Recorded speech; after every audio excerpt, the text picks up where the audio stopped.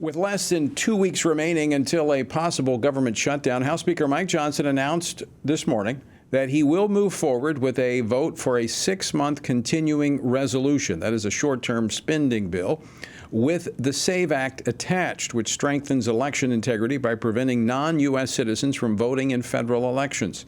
The vote is expected to take place tomorrow, and it comes after the Biden administration has already announced the president will veto any government funding measure that includes the SAVE Act. What is so controversial about non-citizens saying you can't vote in our elections? Joining me now to discuss this is Congressman Michael Cloud. He serves on the House Appropriations Committee and the House Committee on Oversight and Accountability. He represents the 27th Congressional District of Texas. Congressman Cloud, welcome back to Washington Watch. Well, thank you. Good to be with you once again. So let me ask you, what's so controversial about saying if you're not an American citizen, you can't vote in a federal election? That is really the essential question, because for most Americans, this is not a controversial issue. This is like an 85–90% issue among Americans. Of course, American citizens should be the ones selecting our leaders in our country. The only place that this is divisive is in the halls of Congress and in Washington, D.C., in the White House, where people want to do whatever they can to control and to keep power, and are willing to do whatever they can to make that happen. And so this should be a pretty easy bill to get passed, but unfortunately, with the powers that be right now, wanting to do whatever they can to grasp onto that power, that's when this becomes controversial. So Congressman Cloud, the House has passed this once before. So yes. It has passed the House, and I should say in a bipartisan manner. There were actually some Democrats that supported the bill, but it went over to Chuck Schumer's graveyard, where every good piece of legislation that comes from the House goes to die.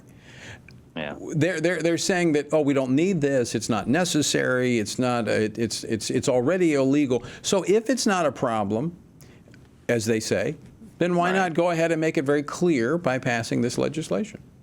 Well, it's true. It's illegal to vote in elections, but the problem is all that we can do right now is fix it after the fact. You find out that a number of people voted illegally. If they appear on the voter rolls, you can prosecute them after the fact, but you can't get that vote back.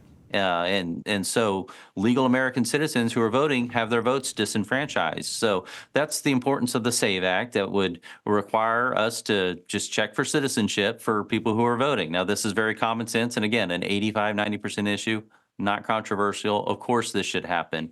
And so this has passed the House, and as you mentioned, Senate has not taken it up, which is why we're looking this week to attach it to any sort of funding mechanism that moves. And it'll be important for the American people to see, do the Democrats in the Senate want to close the government in order to make sure that illegal aliens can vote?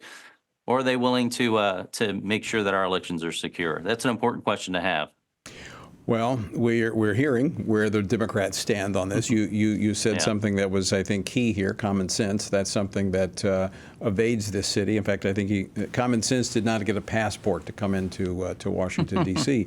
But the White House says, they say, well, we're going to veto anything with the SAVE Act. But then they go on to say that a 6-month funding patch will prove detrimental to the military, hurting GOP priorities of military readiness goals and an effort to deter China. Since when was the Biden-Harris administration concerned about the strength of our military? Well, exactly. Right now, virtually almost every branch is having issues with recruiting. We've seen a major drop in morale and readiness in our military, and so much of it because of what's going on with the Biden-Harris administration, from the withdrawal from Afghanistan that was completely demoralizing, to the woke agenda, where people are, one of the blessings we have is being able to nominate people to the academies. But I have to tell you, when we send young people now, parents are concerned.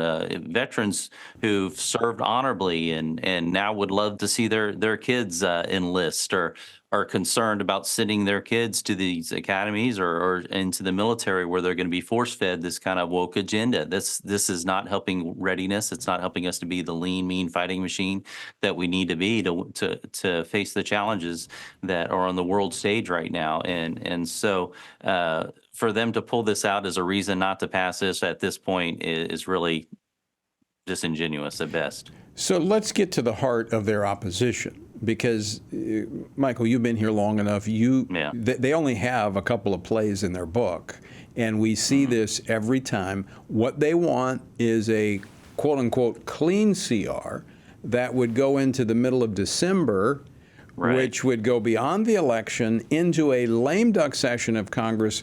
And we've seen this time and time again. They'll jam the House with an omnibus filled with all kinds of left, the goodies for the left, up against, with the backdrop of Christmas, Congress wanting to get out of here and get home, and it'll pass, further inflating our nation's debt.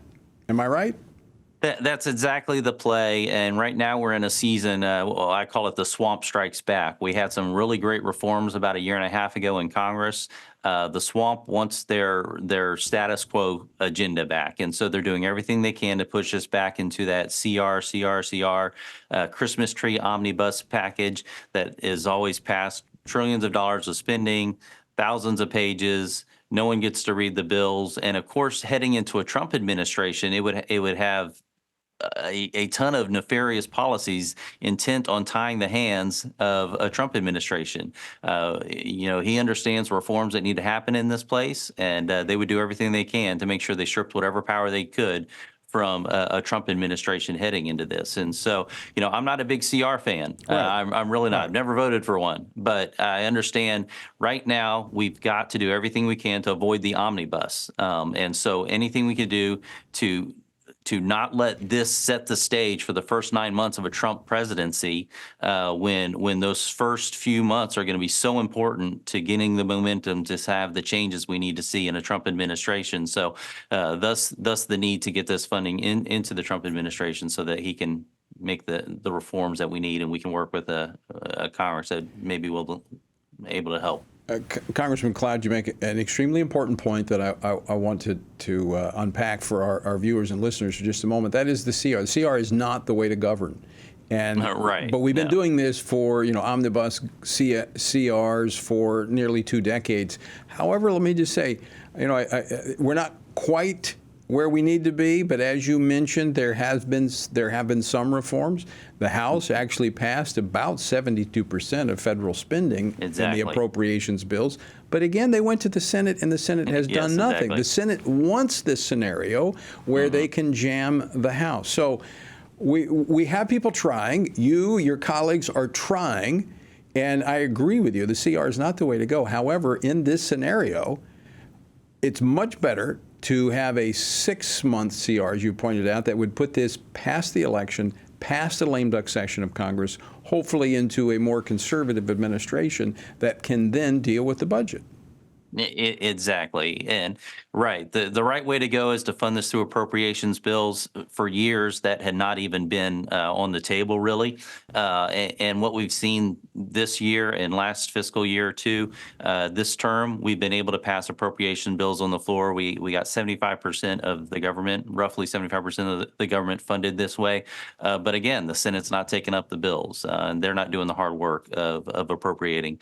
And so we come to this point where the choice is that Christmas tree omnibus bill or the attempt to get this into a next term where we could have a better chance at making some conservative reforms that'll put us on a fiscal path. We're in a very precarious position fiscally as a nation, and we've got to turn that corner. Yeah, I mean, essentially the choice that your colleagues have in the House is to make this attempt with a 6-month CR with the SAVE Act attached to it, or kick this over and let Chuck Schumer actually write the funding bills for the federal government.